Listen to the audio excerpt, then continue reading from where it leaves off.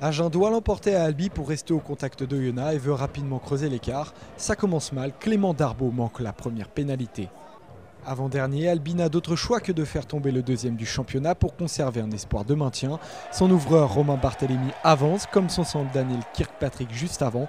Thibaut Bissement choisit l'aile gauche et c'est payant. Agen est pris de vitesse par le jeu de passe albigeois.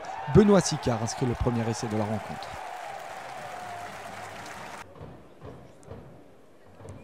Excentré sur la gauche, Thibaut Bissement tape trop à droite. Cueillis à froid, les Agenais se doivent évidemment de réagir. Leur centre Yohan Sadi perce le premier rideau défensif et sert Tilsley sur un plateau.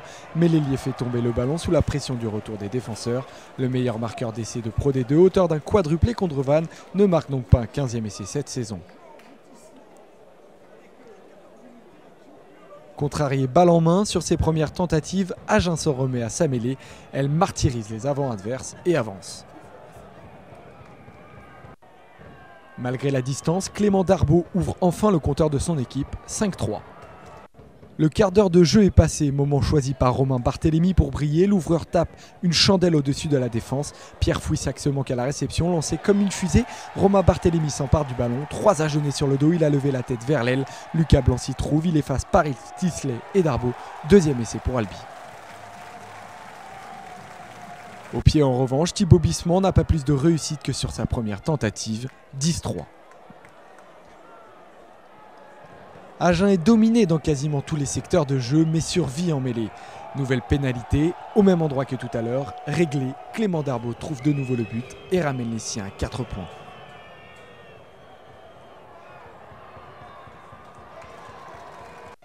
Le SCA a de son côté des problèmes au pied et le changement de buteur ne change rien. Comme Bissement, le Gall n'est pas plus en réussite. La fin de la première mi-temps est proche, les Albigeois se lancent dans un dernier effort, un molle se forme autour de deuxième ligne Ruslan Boukerou. Il avance à toute allure et s'écrase dans l'embut.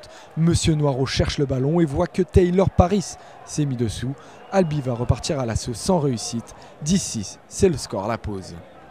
Dans les vestiaires, Mathieu Blain a sûrement dû faire trembler les murs agenais, mais ce sont bien les Albigeois qui sont les premiers dangereux, à l'image de Thibaut Bissement qui s'échappe. Bekash et Clashvili est servi à hauteur, le pilier est plaqué mais transmet avant de tomber.